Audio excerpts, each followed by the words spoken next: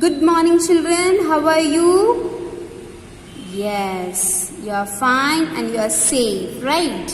So, for the class 4 children, yesterday we have completed these all terrestrial plants, right? Yes. Now we are going to read the textual reading of aquatic plants. Okay, children? Plants that grow in water are called aquatic plants. Plants that grow in water are called aquatic plants. Okay. What are aquatic plants, children? The plants which grow in water are called as aquatic plants.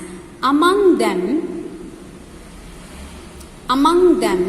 means in all of them, some float on water. So what some aquatic plants, they float on water, while others grow completely underwater. But few of them are growing on water, but few of them they are completely growing under the water. Okay, children. Next, aquatic plants are of three types. What are they? Let us see. Floating plants, fixed plants and underwater plants. They have given figures 2.4, 2.5 and 2.6. Let us see. Yes. These are the floating plants, duckweed and water hyacinth. This is 2.4 figure. Next 2.5, let us see. That is a lotus flower. That is a fixed plant, right? And next one is the hydrilla. Hydrilla is totally underwater plants. Yes, that you can see in an aquarium. Okay, children. Yes. These plants float because they are either light or small in size. Duckweed, water lettuce and water hyacinth are some such plants. These plants protect small water animals from the heat of the sun. See here, children, these are the floating plants. Okay, what are the examples for floating plants, children? Duckweed, water lettuce and water hyacinth. And what these plants are doing, children? They are protecting the small animals like insects, okay, which are floating in the water, and so they are protecting the heat which is directly getting from the sun. Okay. If you can see, they are floating on the water. Inside this, you can find a small insects or small animals are there, and they are just taking the protection from the sun. Okay, so when they are on the lands, when the plants grows on the land, that all the animals and we human beings take shelter and protection, okay, from the plants. But in the water, they are very small insects, no, children. That is the reason they only protect the small insects, small fishes or tadpoles which are swimming in the water, right? So that they can protect. Okay, children.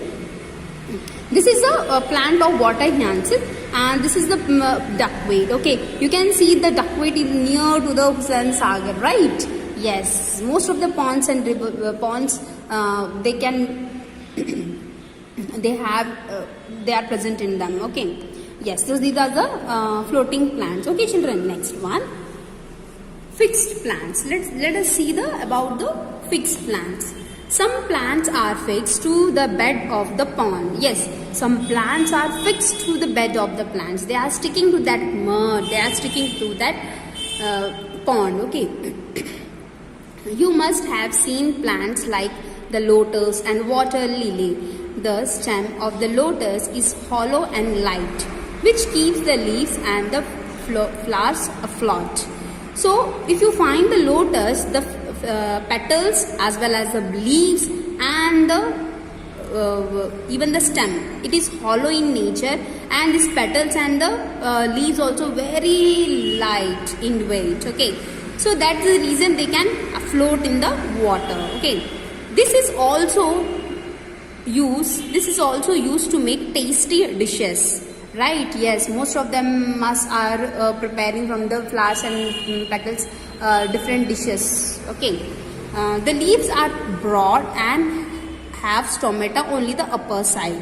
These broad floating leaves provide a nesting place for some tiny birds.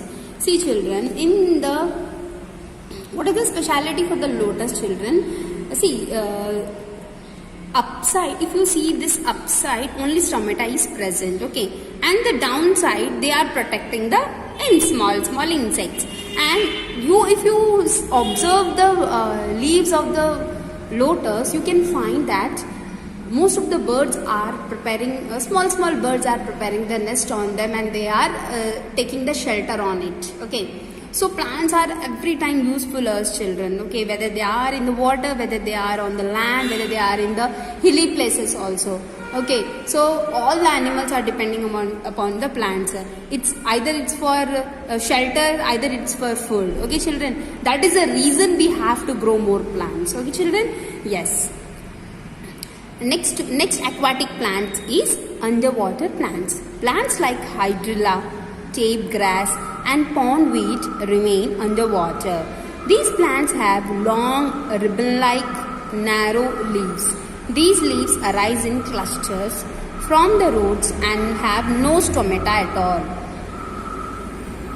Okay, if you see what are the examples for the underwater plants, children, they are hydrilla, tape grass and pondweed, okay.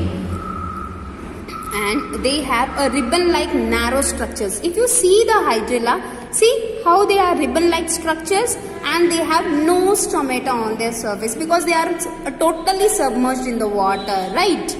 Then how? Yes, they are preparing their food, and that is the reason they can give out the oxygen and the carbon dioxide. And because of that, the animals which are living in the water, they can survive more longer.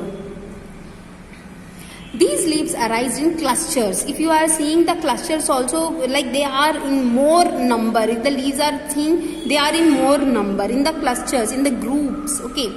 They breathe through their body surface, okay. So they breathe through the body surface. If suppose this is a plant is there, they can, the surface is present here, then they can surface from the body surface only they can breathe, okay. So they don't have any stomata, okay.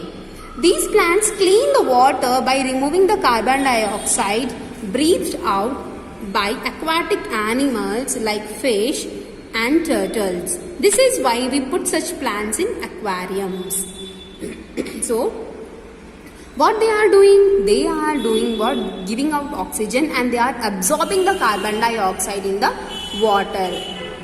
And this is the reason why such plants are keeping in the aquariums. See, for the aquariums or all these, if you see this one, all plants are submerged in water where the fishes can live long, okay. And they are very helpful in the small insects also. And they don't have stomata, and they can most of the plants, they can remove the carbon dioxide, right?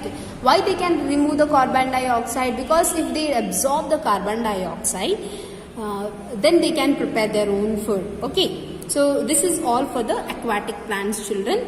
Let us do this checkpoint also. Circle the correct answers. Cactus is a desert floating underwater plant. Yes, it is a desert plant. Okay, just circle it. In marshy, desert, hilly areas, the soil is clay and sticky. That is marshy areas. Okay. Duckweed and water lettuce are floating plants. They are floating plants. We have learned till now only, na children. So we are going to be continue the next one, this one. But till here you have to complete it. Okay, children, please do this in your textbook, children. I hope you can do everything, and just take care of yourself, children. Bye bye, children.